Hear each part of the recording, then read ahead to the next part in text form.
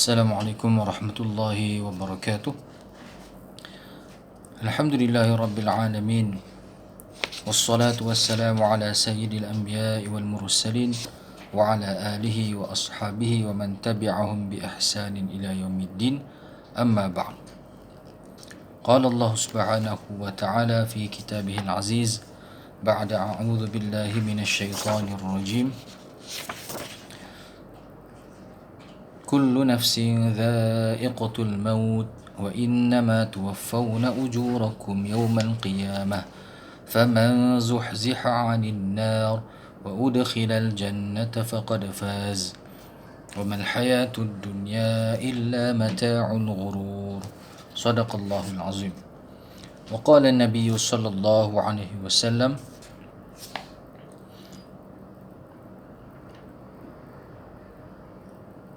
min husni islamil mar'i tarkuhu ma la ya'nih, atau kama qala sallallahu alaihi wasallam. Alhamdulillah, syukur kepada Allah Subhanahu wa taala yang telah mengurniakan kepada kita nikmat yang sangat banyak, dan nikmat yang paling besar ialah nikmat iman dan Islam yang telah dipilih. Hanyalah orang yang dipilih oleh Allah Subhanahu wa taala dikurniakan nikmat yang besar ini. Tidak ada satu nikmat pun di atas dunia ini yang mengatasi nikmat iman. Dan jikalaulah benda ataupun keduniaan ini ada nilainya di sisi Allah Subhanahu wa taala, sudah pasti orang yang tidak ada iman, orang kafir, tidak akan diberi minum walaupun seteguk air. Kalaulah dunia ini ada nilainya di sisi Allah, tetapi tidak ada nilainya di sisi Allah. Namun begitu, masa kehidupan dunia ini, umur yang dikurniakan oleh Allah kepada kita di atas muka bumi ini adalah sangat bernilai untuk seseorang itu membuat persiapan ataupun mengumpul bekalan, menghantar sebanyaknya bekalan harta yang sebenarnya di akhirat nanti, dan di sanalah tempat kehidupan, tempat tinggal yang sebenar-benarnya. Dunia ini bukan tempat tinggal, tapi tempat untuk kita tinggalkan.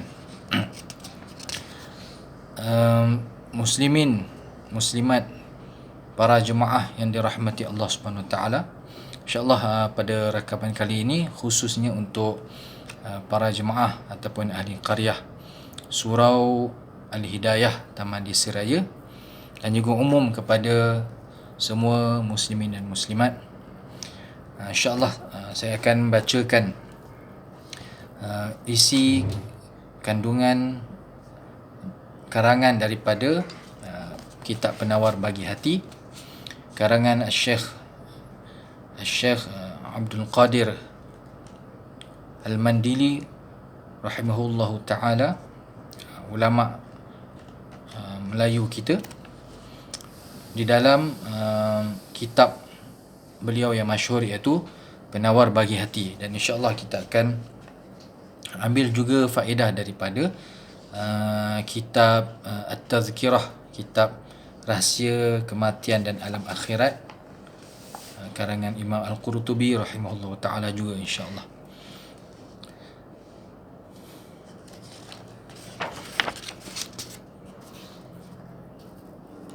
Rasulullah sallallahu alaihi wasallam bersabda berkenaan dengan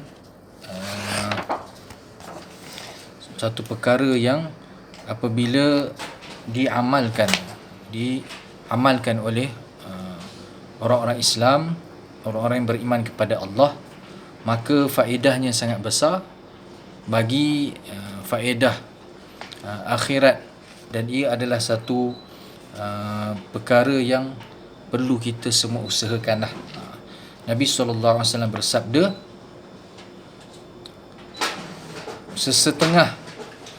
sebahagian daripada keelokan dan kecantikan seseorang Islam itu iaitu meninggalkan apa-apa yang tidak memberi manfaat kepadanya pada kehidupan dunia ataupun akhirat.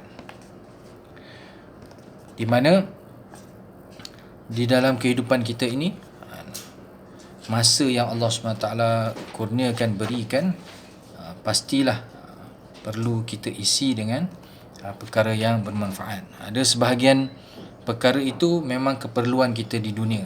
Ada banyak perkara-perkara yang Allah Ta'ala berikan, seperti kehidupan harian kita sebagai seorang manusia, kita perlu kepada makan dan minum. Walaupun makan dan minum ini Allah SWT telah jadikan kita memang berhajat kepada makan dan minum, tetapi Allah SWT boleh berkuasa untuk mengenyangkan dan menghilangkan dahaga kita, tak berhajat pun kepada makanan dan minuman. Jadi walaupun contohnya seperti minum ataupun makan, hukumnya adalah, kalau dari segi hukum lah, adalah hukumnya harus. Namun begitu apabila kita lakukan dengan cara yang betul, cara agama yang menepati syariat agama, maka perbuatan makan yang pada asalnya adalah untuk menghilangkan lapar kita, menegakkan tulang belakang, ataupun untuk bagi sedap mulut, sedap tekak. Tetapi jika diamalkan makan dengan mengikuti sunnah Nabi Muhammad SAW, maka akan menghasilkan pahala yang besar. Ini adalah perkara yang asalnya harus, tetapi dengan limpah rahmat kasih sayang Allah, dia akan menjadi satu ibadah yang menghasilkan pahala yang mudah. Setiap hari kita pun makan. Apabila kita makan dengan cara yang dikehendaki oleh agama, pastilah makan makanan yang halal, minuman yang halal. Kemudian makan dengan adab-adab, seperti makan dengan tangan kanan, membaca doa, membaca bismillah, membaca doa. Kemudian makan dengan, kalau minum contohnya dengan adabnya, seperti minum daripada cawan, bukan dengan sekaligus, minum dengan sedikit-sedikit,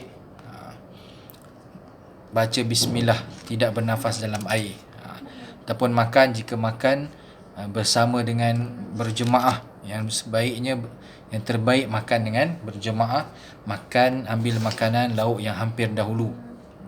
Kemudian memuji Allah SWT, doa sebelum makan, doa selepas makan, alhamdulillahilladzi at'amana wa saqana wa ja'alana minal muslimin.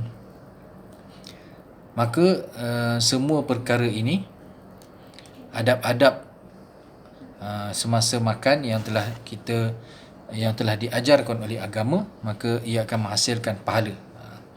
Begitu juga orang yang tidur. Kita semua tidur pada setiap hari.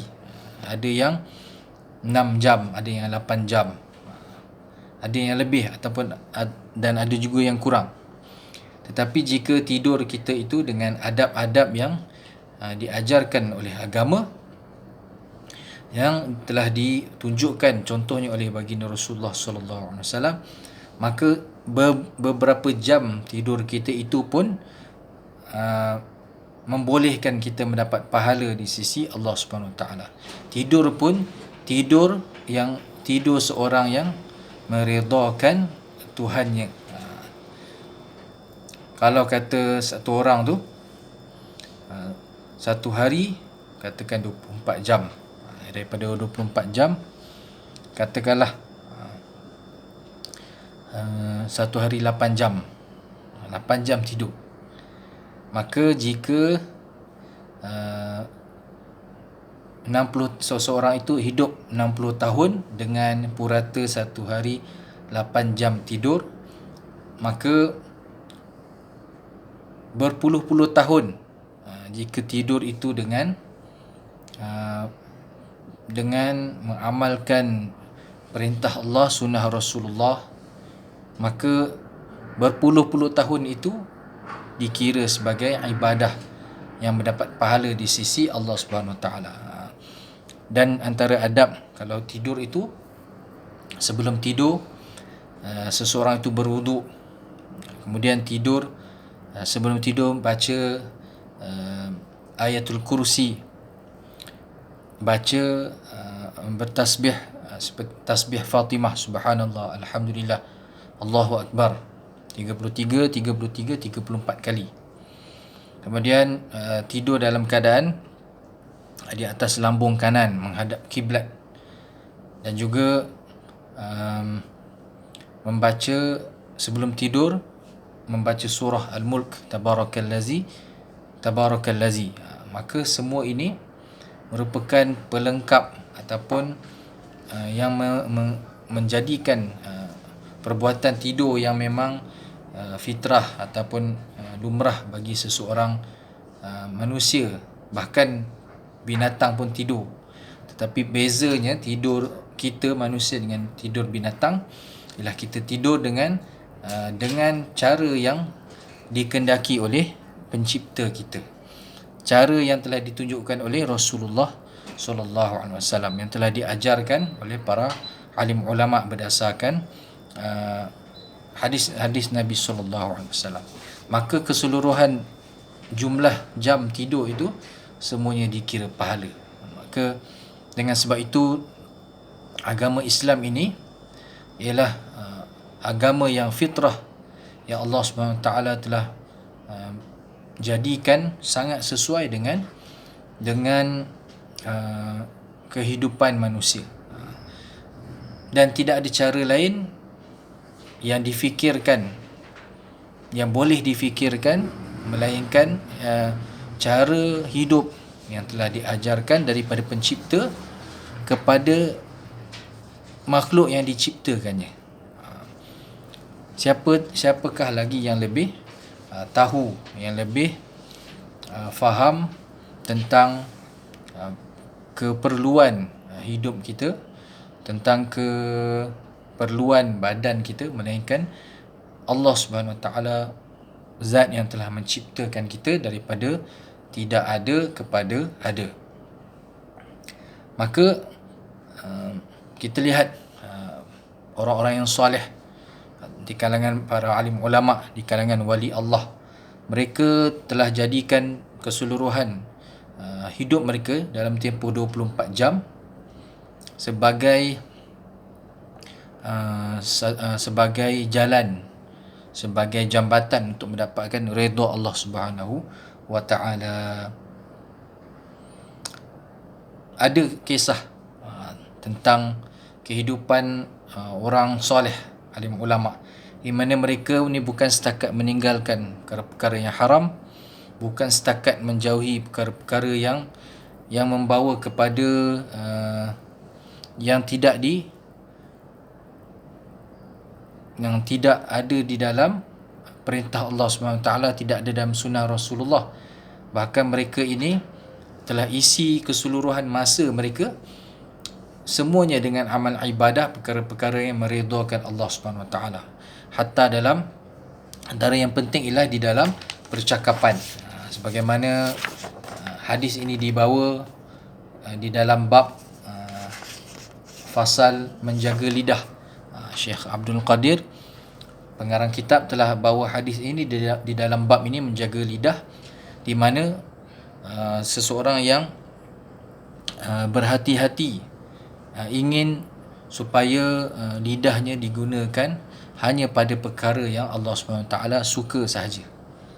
Maka kerana itu orang-orang yang soleh mereka memastikan bukan setakat dengan lidah mereka menyakiti hati orang, bukan dengan lidah itu mereka jaga lidah sehingga tidak menyakiti hati manusia, tidak mencerca orang lain, tidak menyebabkan kata-kata mereka itu menyebabkan kemarahan manusia dan sebagainya. Mereka jaga, dan bahkan apabila mereka telah dilontarkan dengan kata-kata yang tidak elok, mereka telah dihina dan sebagainya, tidaklah pula mereka membalasnya. Inilah contoh-contoh daripada Rasulullah sallallahu alaihi wasallam dan orang-orang yang soleh di kalangan para sahabat dan di kalangan para alim ulama. Ada satu kisah seorang alim, seorang yang hampir dekat dengan Allah Subhanahu Wa Taala pada dalam masa untuk berzikir pun bukan setakat zikir-zikir yang biasa-biasa, bukan setakat hanya selepas sembahyang ataupun zikir yang biasalah yang kita buat, tetapi mereka ini selain daripada kalau kata alim ulama, selain daripada waktu untuk membaca Al-Quran, selain daripada waktu solat ataupun waktu mengajarkan ilmu agama, selain daripada itu mereka hanya memenuhi dengan perkataan-perkataan yang akan bermanfaat untuk mereka sahaja, yang akan memberi manfaat untuk kehidupan dunia dan di akhirat. Bahkan mereka penuhi basahi lidah mereka dengan berzikir. Ada di kalangan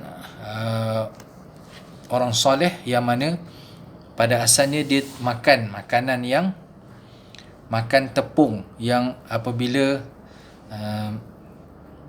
waktu makan daripada roti yang dibuat daripada tepung itu, waktu makannya agak panjang lah. Maka apabila dia diberi cadangan supaya ada bahan makanan daripada barley yang bila makan tu lagi cepat selesai makanan yang nak dimakan, maka dia telah, orang soleh ini, orang zakir ini, minaz zakirin ini, orang-orang yang di kalangan orang-orang yang berzikir mengingati Allah Subhanahu Wa Taala, telah tukar daripada makanan yang kalau makan masa yang lebih lama kepada makanan yang kalau makan sekejap saja, demi semata-mata supaya dapat tambahkan masa untuk berzikir pada Allah Subhanahu Wa Taala. Jadi inilah tahap yang telah dicapai oleh orang-orang soleh, orang-orang yang hampir kepada Allah Subhanahu Wa Taala.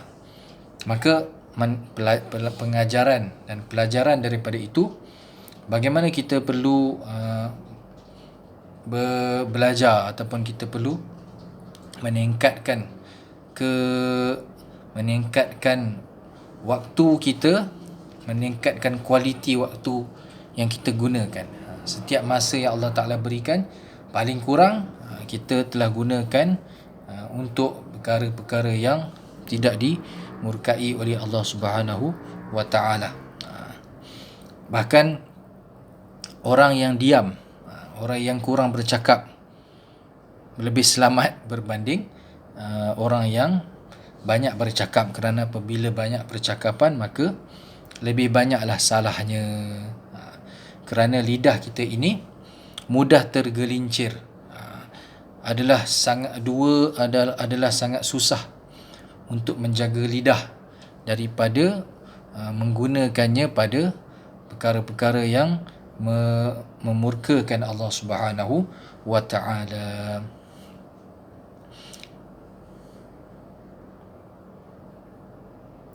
Besar dan banyaknya kejahatan lidah.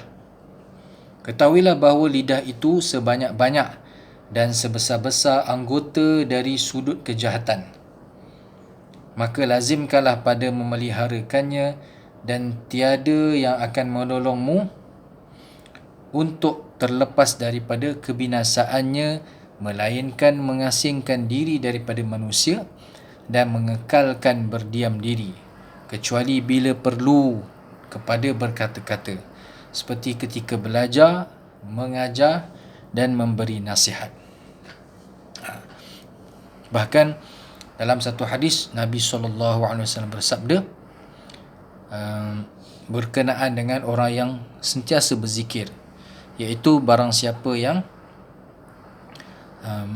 basah lidahnya dengan berzikir, maknanya banyak berzikir, lidah itu sentiasa bergerak hanya untuk berzikir pada Allah Subhanahu Wa Taala. Subhanallah, alhamdulillah, la ilaha illallah, Allahu akbar, Allah Allah. Maka untuk orang yang lidah ini basah dengan berzikir ini, ada syurga ataupun pintu syurga yang khas dikurniakan kepada orang yang banyak berzikir. Bahkan beruntunglah orang yang setiap patah perkataan yang keluar daripada lidahnya menyebabkan dia mendapat pahala di sisi Allah Subhanahu Wa Taala. Ada di kalangan manusia yang memang dia mengambil ataupun mengambil jalan selamat, iaitu dengan banyak berdiam diri. Jadi bila berdiam diri, lebih selamatlah berbanding banyak berkata-kata, banyak menyebut-nyebut tentang keadaan-keadaan manusia, tentang keduniaan, yang akhirnya jika tidak berhati-hati ataupun memang mudah sangat tergelincir ke lembah menghina manusia, ke lembah mencerca manusia, ataupun membawa seseorang itu kepada bahkan na'uzubillah dikhawatiri seseorang yang tidak menggunakan lidah dengan betul akan mengatakan perkara-perkara yang menyebabkan dia terpesong daripada agama, menyebabkan na'uzubillah boleh tergelincir iman kerana lidah. Kerana pada hari ini dengan fitnah akhir zaman ini, kita sendiri perlu berhati-hati dengan kata-kata kita. Memang setiap orang tahu bercakap, namun belum tentu semua orang boleh bercakap dengan perkara yang betul. Kalau zaman kita tak semestinya bercakap lah. Lidah ini memang bercakap, tetapi kita pula kalau tak bercakap pun, fitnah di akhir zaman ini boleh berjalan tanpa bercakap, tetapi dengan percakapan yang kiasan, yang majazi, dengan hujung jari, tetapi itulah suara-suara yang keluar daripada diri seseorang. Kalau baik komennya, maka boleh menghasilkan pahala. Jika salah komennya, maka dikhawatiri dosa yang tersebar.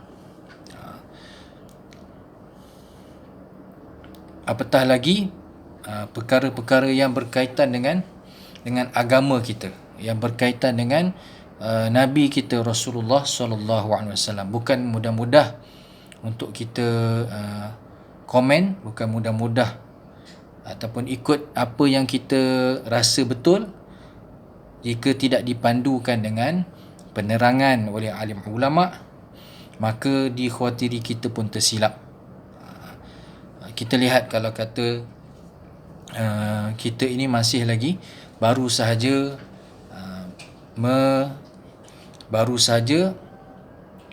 melalui bulan Maulidur Rasulullah sallallahu alaihi wasallam, maka banyaklah lidah-lidah manusia, orang-orang yang soleh, orang-orang yang cinta kasih kepada Rasulullah sallallahu alaihi wasallam, atas jasa baginda, atas kemuliaan baginda, membasahkan lidah dengan berselawat kepada Rasulullah sallallahu alaihi wasallam. Maka dalam situasi ini, dalam bulan yang baik ini, bulan Rabiul Awal, mengambil kesempatan daripada sempena kelahiran Rasulullah, sempena orang ramai mengingat jasa Rasulullah, orang ramai menganjurkan majlis. Kalau surau-surau, masjid-masjid ataupun pertubuhan menganjurkan majlis bual bicara ataupun membacakan sirah, membacakan tentang syama'il, sifat-sifat peribadi Rasulullah sallallahu alaihi wasallam, maka kita ambil kesempatan untuk sama-sama mendengar dan juga menyampaikan, menyebutkan tentang kelebihan, tentang akhlak Rasulullah sallallahu alaihi wasallam dan berselawat kepada baginda. Maka dengan itu, jika ada perkara yang nampak macam jadi satu isu tentang peribadi Rasulullah, tentang tinggalan-tinggalan Rasulullah, maka kita pun berhati-hati. Jangan sampai terkeluar daripada lidah kita perkara yang tidak sepatutnya kepada baginda Rasul sallallahu alaihi wasallam. Mungkin saya nak sebutkan satu contoh lah.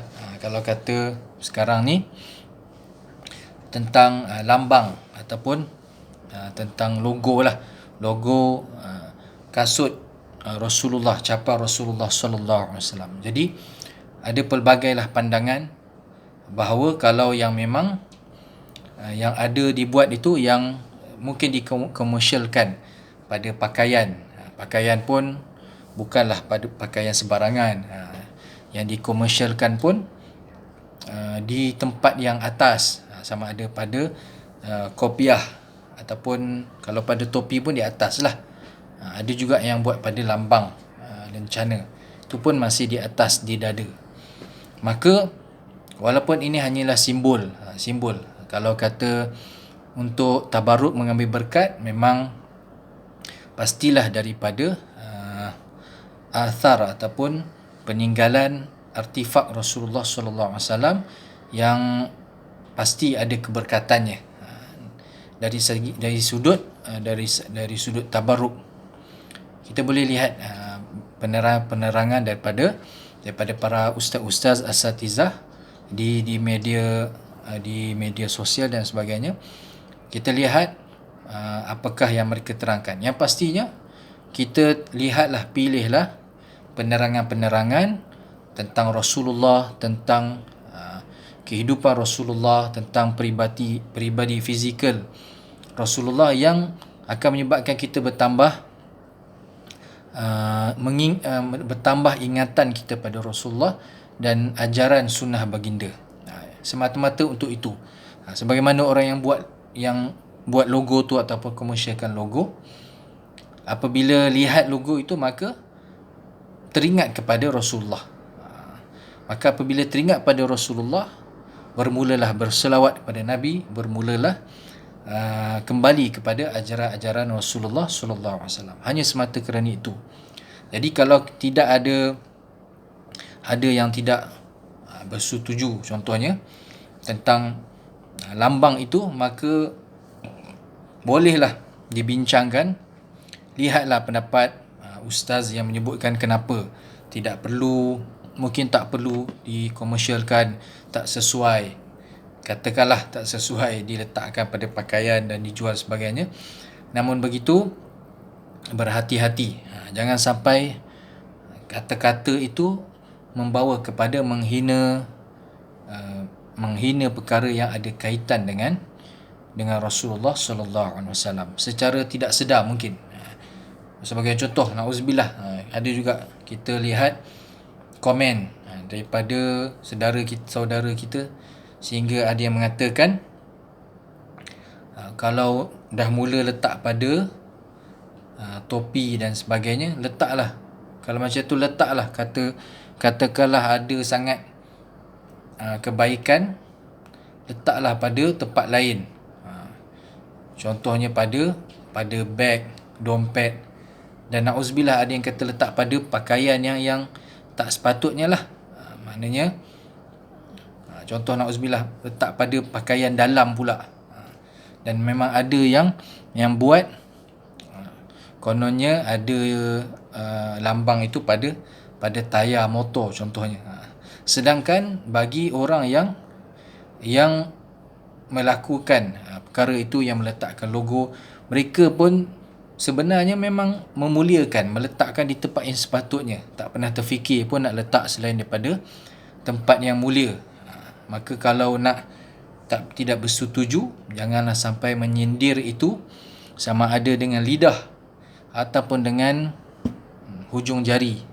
yang mewakili lidah di alam media, janganlah sampai menyindir sehingga dikhawatiri itu menjadi sebab kita tergolong di kalangan orang yang bukan setakat terlibat dengan perkara yang tidak memberi manfaat, tetapi dikhawatiri digolongkan di kalangan orang-orang yang menggunakan lidah ini dengan cara yang dilarang oleh Allah Subhanahu wa taala.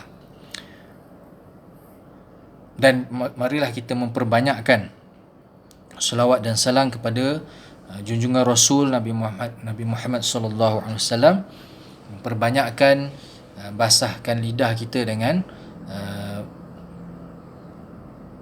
la ilaha illallah Muhammadur Rasulullah, al-qaulul thabit, satu kalimah yang tathbit, yang akan menetapkan hati seseorang yang mengucapkannya di dunia dan di akhirat. La ilaha illallah Muhammadur Rasulullah.